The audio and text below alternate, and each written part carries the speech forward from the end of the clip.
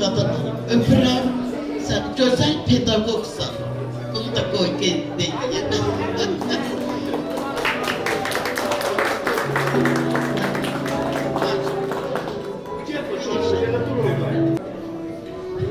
Natel xanım çox sağ olun. Qasim müəllim təşəkkür edirik.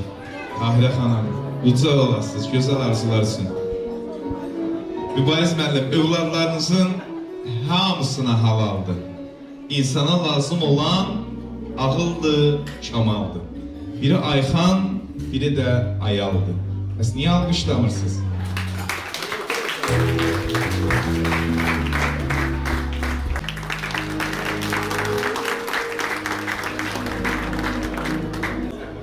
Hamınız hoş gəlibsiz, əziyyət çəkibsiz. Hamınıza təşəkkür edirəm, çox sağ olun. Leyimiz başlanır. İlkin müəllim Əhmədovla, yəni onunla başlayacaq. Teşekkür ederim. Mənim əzizim, ehtiram, çox sağ ol. Teşekkür ederim belə gözəl Təşəkkür edirəm. təbrik üçün. Maşallah, sözünün başı ayağı da qafiyədir özdə. Bu da bir istedaddır. Öncəliklə salamlayıram bütün məclis əhlini. Axşamınız xeyir olsun.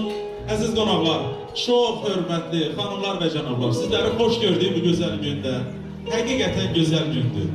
Bir ailənin, bir nəslin, əlbəttə ki, sevənlərinin ağ bir şeyi artıq gəlib yubiley yaşına çatıb. Allah sizə can sağlığı versin, Vətənət xanım. 100 yaşayasınız. Kim ki deyir ki, yox həşir, nə qədər yaşayıram, sağlam yaşayım, nə qədər Allah verir, yox versin, Allah niyə 100 yaşı verməsin ki? Hər bir insanın haqqıdır və halalıdır ki, 100 yaş yaşasın, həm də sağlam yaşasın. Amin deyək, Allah sizə can sağlığı versin, 100 yaşayın və mübariz mənim gözləriniz aydın olsun. Gözəl qardaşların gözləri aydın olsun. Mən xahiş edəcəm, Ayxan, Allah sizləri qorusun. Siz çox dəyərli evlatlarsınız, dəyərli qardaşlarsınız, vətən oğullarısınız. Sizlərə həqiqətən halaldır, hər şeyin gözəli halaldır.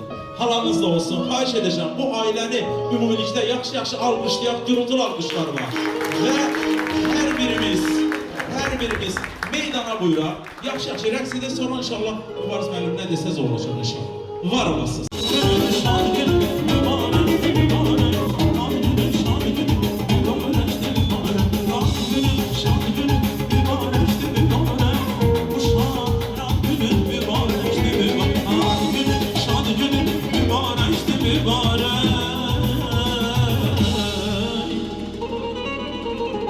Vətənət xanım, sənin 100 yaşını görəyəm.